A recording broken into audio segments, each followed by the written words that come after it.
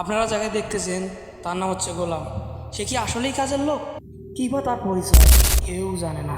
দেখুন ভিডিওটা। এই ঘটনা আরে ওই গোলাম তাড়াতাড়ি বাথরুম পরিষ্কার করে না। সেই চিৎকার শুনে তাড়াতাড়ি করে নিচে নেমে আসলো। হঠাৎ তার ফোনে একটা আননোন নাম্বার ফোন আসলো। সে কি আসলেই কাজের লোক? এই বেটা নাম এই বেটা এদিকে যাস কই বেটা, বাজার তো এদিকে যা। আর এই যে মেয়েটা দেখতেছেন এই হলো কোটিপতি বাবার একমাত্র মেয়ে, অর্থাৎ গোলামের বউ। গোলাম কথা মতো বাজারে গেল খরচ করতে, কিন্তু বারবার আননোন নাম্বার থেকে ফোন। আসলে কে এই গোলাম কেউ জানে না। গোলাম ফোন রিসিভ না করে সে খরচ নিয়ে বাসার দিকে রওনা হলো। হঠাৎ তাকে কিছু লোক আটক করে দিল। এই গোলাম দাঁড়া, তাকে নিয়ে অনেক মজা ঠাট্টা শুরু করলো, কিন্তু সে কিছুই বললো না। গোলাম বলতেছে, ভাই আমার যাইতে দেন ভাই, এই বাজারগুলো না নিয়ে গেলে আমার বাসায় রান্না হবে না। কিন্তু তার কথা কেউ শুনলো না, সবাই তাকে নিয়ে মজা ঠাট্টা শুরু করলো। এমন সময় তার ফোনে একটা আননোন নাম্বার আবার ফোন আসলো। আমার খুব শখ ছিল তোর বউর সাথে প্রেম করার, কিন্তু আমি শ্বাস করতে পারিনি।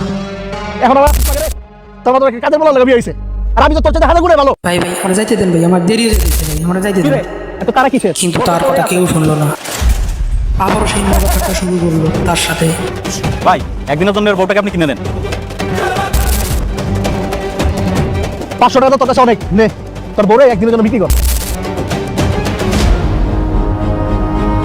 আবারও সেই আননোন নাম্বার থেকে ফোন। তোর বউ ফোন করছে নাকি? দে তোর বউর সাথে একটু প্রেমের আলাপ করি। গোলাম বলতেছে, ভাই ভাই ভাই আমার যা কিছু বলেন, কিন্তু ফোনটা ধরেন না প্লিজ ভাই, প্লিজ ফোনটা ধরেন না। কিন্তু তার কথা না শুনে ফোনটা রিসিভ করলো। রিসিভ করার পর তাদের চোখ মুখ কপালে উঠে গেল। কে কে এলো? ভাই আমার বাচ্চা সঙ্গে সঙ্গে হাঁটু গেলে বসলো, কাছে ক্ষমা চাইতে লাগলো। তো ভাই আমাদের ক্ষমা করে দিন। কে এই গোলাম? হঠাৎ তিন দিক থেকে তিনটা গাড়ি এসে তাদেরকে ঘিরে ফেললো। আসলে কে কে এই গোলাম? তাদেরকে চারদিক থেকে ঘিরে ফেলে হলো।